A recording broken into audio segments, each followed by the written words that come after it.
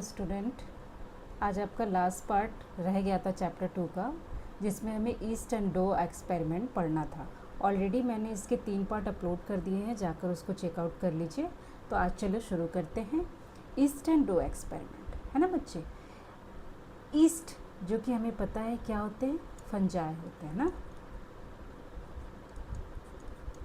इससे हम ये जानेंगे और इसमें हम पढ़ के और क्या रहे हैं, बेनिफिट ऑफ माइक्रोब्स ना। क्या चीज़ें हमें माइक्रोब्स से अच्छी अच्छी चीज़ें होती हैं। जैसे हम सॉइल के लिए पढ़ा, हमने बायोगैस के लिए पढ़ा माइक्रोब्स को। तो आज हम पढ़ेंगे खाने में हम क्या क्या इस्तेमाल करते हैं, है ना। Tiny is big difference.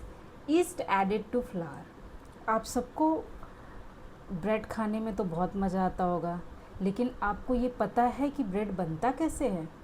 उसमें पड़ता है बच्चे ईस्ट।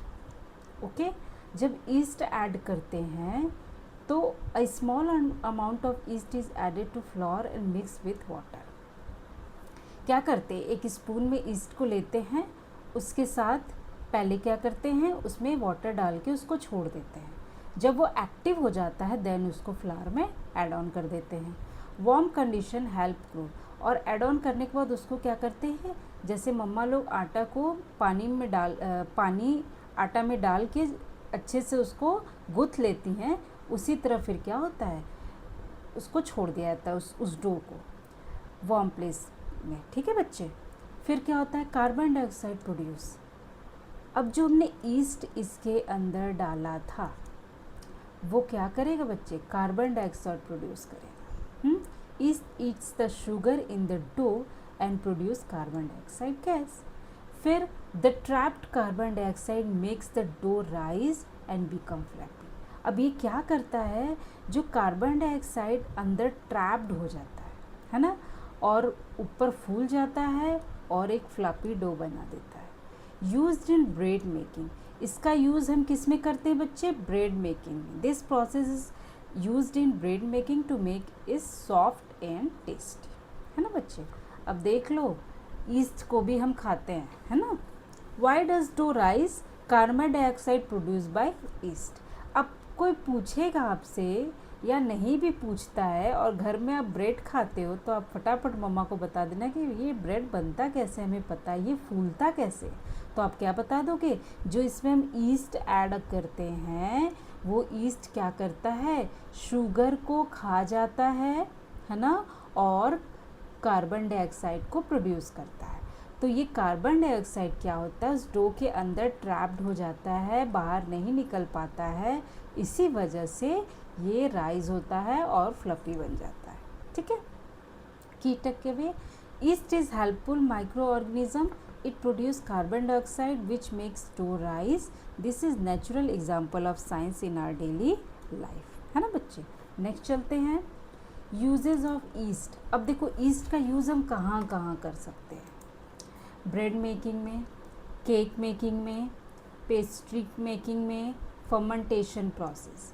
फर्मेंटेशन प्रोसेस में क्या है बच्चे, वाइन एंड बियर, है ना। इस प्रोसेस में भी ईस्ट का यूज़ करते हैं। ठीक है।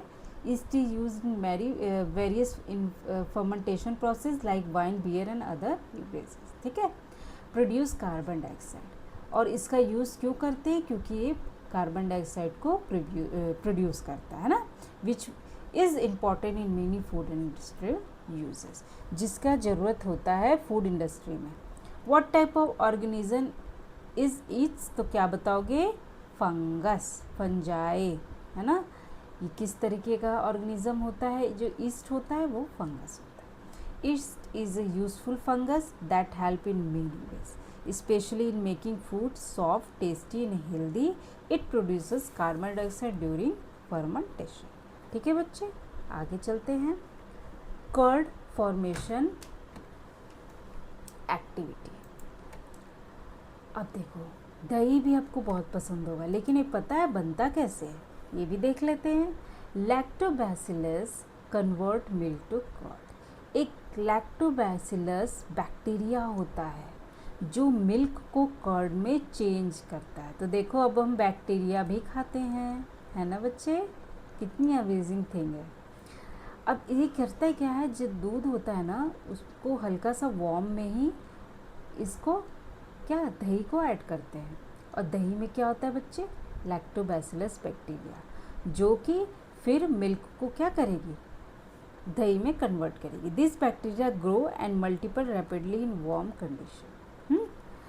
Bacteria produce lactic acid that changes the milk and help it's thick. ये बैक्टीरिया क्या प्रोड्यूस करती है बच्चे, लैक्टिक एसिड प्रोड्यूस करती है, जो कि मिल्क को चेंज करती है और थिक बना देती है। दही थिक होता है ना। The lactic acid gives curd is slightly sour taste and thick texture. और जो खट्टापन आता है ना दही में, वो किस वजह से आता है, लैक्टिक एसिड की वजह से आता है, जो कि कौन प्रोड्यूस करता है, बैक्टीरिया। और कौन सा bacteria, lactobacillus. This process of change bye micro organism is called fermentation. इस तरीके का जो प्रोसेस होता है जो कि माइक्रो ऑर्गेनिजम्स के थ्रू होता है, इसको हम क्या बोलते हैं, fermentation. Which bacterium form curd, तो आप क्या बोलोगे, lactobacillus. Curd is form by the action of lactobacillus bacteria. This natural fermentation process make curd nutritious, easy to digest and good for our health, है ना बच्चे। नेक्स्ट चलते हैं, अब पढ़ेंगे राइजोबियम हम नाइट्रोजन फिक्सेशन। इसके बारे में मैंने आपको थोड़ा सा बताया था पिछला, अगर आप स्लाइड देखोगे तो उसमें हमने देखा था, जब हम सॉइल के बारे में पढ़ रहे थे तो उसमें देखा कि किस तरीके से राइजोबियम बैक्टीरिया हमारा नाइट्रोजन फिक्सेशन करके सॉइल को क्या बनाता है, फर्टिलाइज बनाता है। ये रहते कहाँ हैं, देखो बच्चे, ये रहते हैं रूट नोड्यूल्स में। जो प्लांट के रूट्स होते हैं ना, वहाँ पे रहते हैं, है ना। Rhizobium bacteria lives in small swelling called nodules on the roots of leguminous plant. किसके रूट में रहते हैं, लेग्यूमिनस प्लांट के, ठीक है, उसके रूट में रहते हैं। फाउंड इन लेग्यूम्स, और किस में फाउंड होते हैं, it is commonly found in the roots of legume plant like peas, beans, gram, soybean and groundnut, है ना। इसके क्या नोड्यूल्स में ये मिलते हैं। अब फिक्सेस एटमॉस्फेरिक नाइट्रोजन, और ये इनका काम क्या होता है, ये rhizobium converts nitrogen from the air into a form that plants can use. ये एयर से नाइट्रोजन को क्या करते हैं, कन्वर्ट करते हैं, नाइट्रोजन को लेते हैं और कन्वर्ट कर देते हैं, जो प्लांट ये यूज़ के लिए होता है ना, जो प्लांट इसका यूज़ कर सके।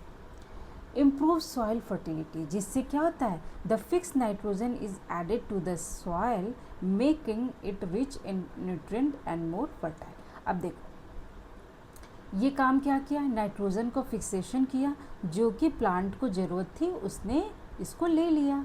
अब the fix nitrogen is added to the soil. अब कुछ नाइट्रोजन जो बचे हैं प्लांट की यूज़ के लिए तो वो तो लेते ही रहते, प्लस कुछ सॉइल में रहते हैं, है ना, जो कि making it rich in nutrient, जो कि सॉइल को क्या बनाता है, न्यूट्रिएंट्स बनाता है और फर्टाइल बनाता है। Reduce need of fertiliser, using rhizobium reduce the need for chemical fertiliser and promote sustainable farming. देखो सस्टेनेबल फार्मिंग क्या है बच्चे, ऐसी फार्मिंग जिसमें केमिकल फर्टिलाइज़र्स का यूज़ नहीं करते, है ना। इसमें राइजोबियम का यूज़ करके हम क्या कर सकते हैं, केमिकल फर्टिलाइज़र से बच सकते हैं। अब देखो पेस्टिसाइड्स का यूज़ करके, फर्टिलाइज़र्स का यूज़ करके कितने प्रकार के डिजीज़ हो रहे हैं ना, बहुत सारे डिजीज़ हो रहे हैं। तो अगर हम राइजोबियम का यूज़ करें, है ना, ज़्यादा से ज़्यादा इस तरह के पेड़ लगाएं, अरे पौधे लगाएं, क्योंकि हमें पता है कि उसके लेग्यूम्स में ये होते हैं, तो वहाँ के सॉइल को ये न्यूट्रिएंट्स बनाएंगे, फर्टाइल बनाएंगे, और जिससे केमिकल फर्टिलाइज़र्स होता है उसकी ज़रूरत हमें कम पड़ेगी। विच बैक्टीरियम फिक्सेस नाइट्रोजन, तो आप क्या बताओगे, rhizobium. Rhizobium is a useful bacterium that help plant grow by fixing nitrogen. It improve soil fertility naturally and support better crop yield in an eco friendly way, है ना। Eco friendly वे में ये soil को क्या बोलता है, बनाता है, फर्टिलिटी बनाता है ना बच्चे। अब आते हैं amazing micro algae. Microscopic plant like organism, एक माइक्रोस्कोपिक यानी कि ऐसा ऑर्गेनिज्म जिसको माइक्रोस्कोप के थ्रू देखा जा सकता है, इसको हम अपने नेकेड आई से नहीं देख सकते, है ना। Micro algae are tiny microscopic organism that look like plant, they contain chlorophyll and can make their own food. देखो छोटे छोटे छोटे अमीबा होते हैं बच्चे, ये ग्रीन होते हैं, ये प्लांट की तरह दिखते हैं क्योंकि इनमें क्लोरोफिल होता है, इसलिए ये ग्रीन दिखते हैं और ये अपना खाना खुद बना सकते हैं। और माइक्रोस्कोपिक होते हैं, इनको हम नेकेड आई से नहीं देख सकते। ये क्या करते हैं, प्रोड्यूस ऑक्सीजन। अब ये इनके में क्लोरोफिल है, ये अपना खाना खुद बनाएंगे तो ऑब्वियसली ये ऑक्सीजन को प्रोड्यूस करेंगे। Micro algae release oxygen during photosynthesis which is essential for all living organism. अब देखो, अब ऑक्सीजन जब प्रोड्यूस करेंगे बच्चे तो एक्वेटिक एनिमल्स को भी ये बेनिफिट पहुंचाएंगे, है ना। जितने भी लिविंग ऑर्गेनिजम्स हैं उनको ये बेनिफिट पहुंचाते हैं। They are found in fresh water, sea water, wet soil and even in extreme environment. ये हर जगह मोस्टली पाए जाते हैं, वाटर में पाए जाते हैं, सी वाटर में पाए जाते हैं, वेट कहीं गीली मिट्टियाँ होती हैं वहाँ पे भी ये मिल जाते हैं, और इवन इन एक्सट्रीम इन्वायरमेंट्स में भी ये मिल जाते हैं, है ना। यूज्ड एज सप्लीमेंट, इसका हम सप्लीमेंट में भी यूज़ करते हैं। माइक्रो एल्गी लाइक स्पाइरुलिना, एक माइक्रो एल्गी है जिसको स्पाइरुलिना कहते हैं, और एक होता है chlorella, are rich in protein, इनमें बहुत ज़्यादा प्रोटीन पाया जाता है जो कि विटामिन्स एंड मिनरल्स होते हैं, and they used as health supplements के रूप में भी इसका यूज़ किया जाता है। स्पाइरुलिना का, इसमें प्रोटीन बहुत रिच होता है, क्लोरेला में बहुत ज़्यादा प्रोटीन रिच होता है। इसके टैबलेट्स बना के इसको मार्केट में सेल करते हैं, इसके हेल्थ सप्लीमेंट्स बनाए जाते हैं, है ना। हेल्प क्लीन वाटर, अब इनका क्लीन वाटर में भी बहुत हेल्पफुल होता है। Micro algae absorb pollutants and heavy metal from waste water, helping to purify water and protect the environment. ये क्या करते हैं, जो पॉल्यूटेंट्स है ना उनको एब्जॉर्व करते हैं, and heavy metal from waste water, जो वेस्ट वाटर्स होते हैं ना बच्चे, उसमें जो हैवी मेटल्स होते हैं, पॉल्यूटेंट्स होते हैं, उसको ये एब्जॉर्व करके वाटर को प्यूरिफाई करते हैं और हमारे इन्वायरमेंट को प्रोटेक्ट करते हैं। क्वेश्चन आएगा why are micro algae important, तो आप क्या बताओगे, they produce oxygen and support aquatic life. Micro algae may be tiny but their impact is giant. They produce oxygen, provide nutrition, clean water and support aquatic ecosystem, है ना, helping to build a healthier and cleaner planet। Okay बच्चे, I think आपको समझ में आ गया। आगे चलते हैं। स्पाइरुलिना की बात किए थे हम, तो इसको देख लेते हैं।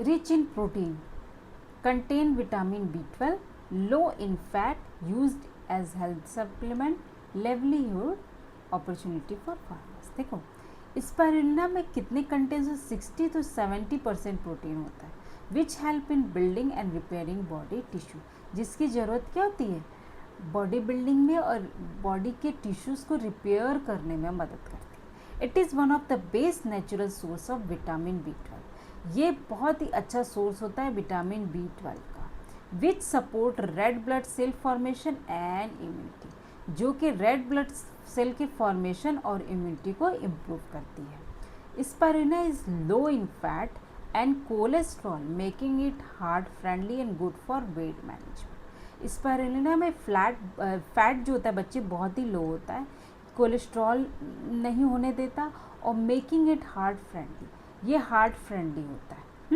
और गुड फॉर वेट मैनेजमेंट, इससे वेट भी मैनेज रहता है ना। It is consumed as tablet, powder और capsule to improve overall health and energy. Spirulina farming creates income opportunities for farmer and support sustainable livelihood. अब देखो स्पाइरुलिना है जो, इसकी फार्मिंग जो होती है, जो किसान कर रहे हैं, जो फार्मर्स कर रहे हैं, उसके लिए एक बहुत अच्छा इनकम अपॉर्चुनिटीज़ भी है ना, जिससे ये सेल करके अपना एक अच्छा लाइवलीहुड करते हैं ना, इनका जो रहन सहन है बहुत ही अच्छा होता है, हो जाता है, क्योंकि इनकम का बहुत अच्छा अपॉर्चुनिटी है। Why is spirulina called a super food? Because it is highly nutritious. अब याद रहेगा, स्पाइरुलिना ये एक प्रकार का माइक्रो एल्गी होता है, ठीक है, और इनमें प्रोटीन रिच होता है, कितना 60 to 70%, और इनमें विटामिन B12 भी पाया जाता है। आगे चलते हैं। अब अभी तक तो हमने क्या देखा, सारे यूज़फुल माइक्रोब्स देखे, अब हम हार्मफुल भी देखेंगे, जो हमारे बॉडी को क्या पहुँचाते हैं, हार्मफुल करते हैं हमारे बॉडी को। हेल्पफुल में हमने देखा curd formation, bread making, nitrogen fixation, decomposition, ये सारी चीज़ों में हमने इनको देखा।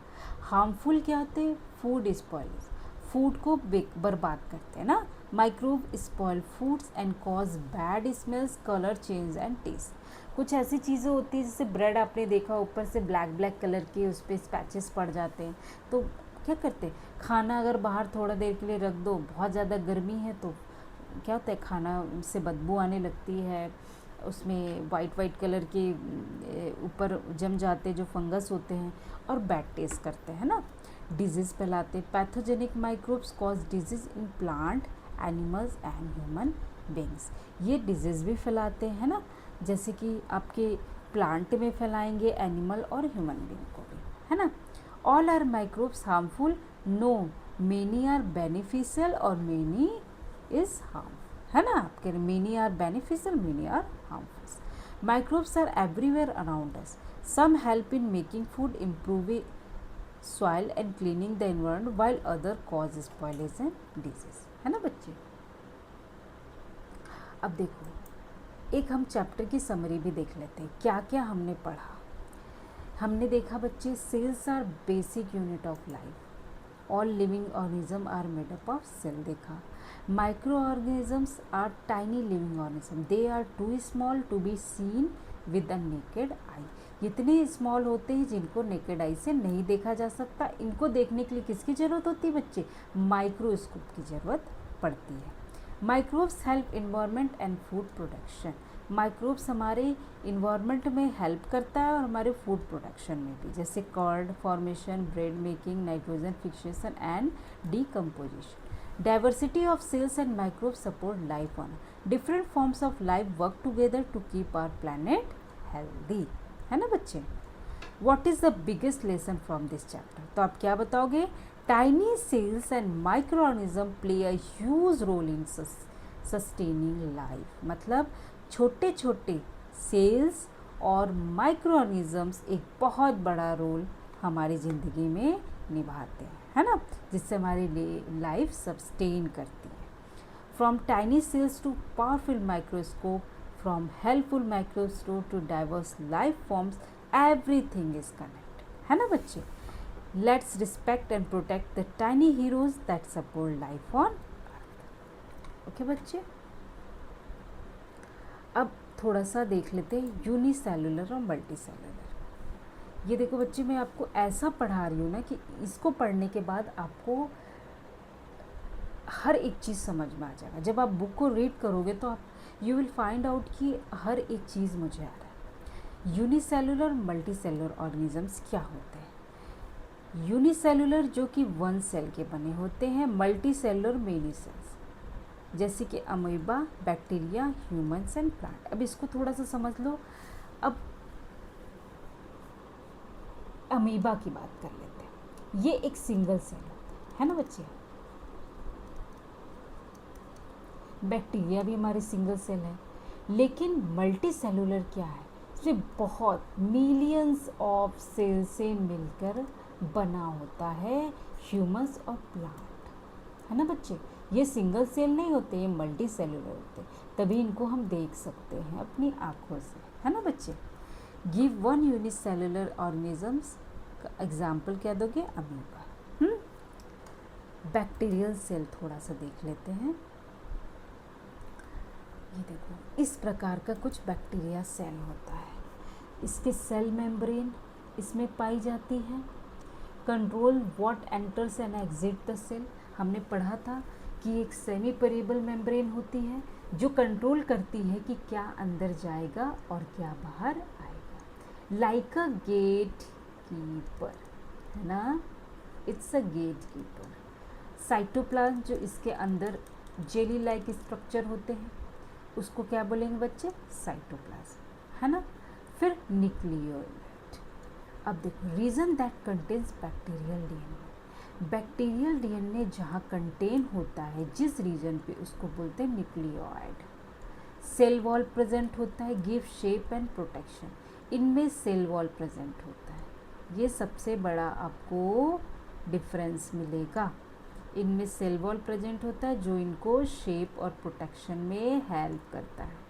फ्लैजलम पाया जाता है, इनमें ऐसे ऐसे फ्लैजलम पाया जाता है, इस तरह का स्ट्रक्चर जो कि इनको मूवमेंट करने में हेल्प करता है।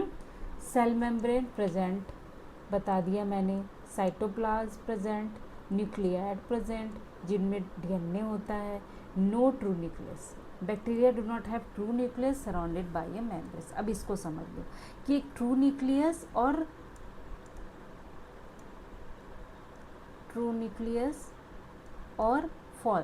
फॉल्स कह सकते हैं या फिर विदाउट ट्रू न्यूक्लियस, है ना। अब ट्रू न्यूक्लियस क्या है बच्चे, एक ऐसा न्यूक्लियस जो चारों तरफ एक लेयर से घिरा होता है ना। अगर इसके चारों तरफ एक मेम्ब्रेन पाई जाएगी तो इसको ट्रू न्यूक्लियस बोलेंगे, और जब मेम्ब्रेन नहीं पाई जाएगी तो उसको क्या बोलेंगे, न्यूक्लियॉइड कह देंगे ना, क्योंकि उसमें ट्रू न्यूक्लियस नहीं होता, है ना। तो न्यूक्लियॉइड प्रेजेंट होता है। Simpler structure, bacterial cells are smaller and have a simple internal structure. मतलब क्या है, इनका जो स्ट्रक्चर होता है बहुत ही सिंपल होता है। कुछ चीज़ें हैं इसमें जो कि आपको समझने वाली, जो मैंने बता दिया, और बाकी इसके अंदर की जो चीज़ें होती हैं वो बहुत ही सिंपल होती हैं। इसमें मल्टी सेलुलर सेल की तरह माइटोकॉन्ड्रिया, राइबोसोम, ये सब चीज़ें नहीं पाई जाती, है ना। आगे चलते हैं, तो आप क्या बोलोगे, what replaces nucleus in bacteria, तो न्यूक्लियोइड। अब न्यूक्लियस कह देते अगर इसके चारों तरफ एक लेयर होती, तो इसको ट्रू न्यूक्लियस कह देते। अब ये है नहीं तो ये हो गया न्यूक्लियोइड, ठीक है। इलेक्ट्रॉन माइक्रोस्कोप देख लेते बच्चे, what is it. N electron microscope uses a beam of electric. एक होता है लाइट माइक्रोस्कोप,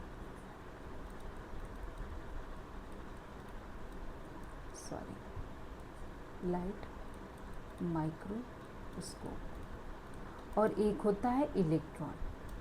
लाइट माइक्रोस्कोप हमने पढ़ा, इसमें ऑब्जेक्ट्स को देखने के लिए लाइट की ज़रूरत पड़ती है। इलेक्ट्रॉन माइक्रोस्कोप्स में लाइट की ज़रूरत नहीं पड़ती, ठीक है।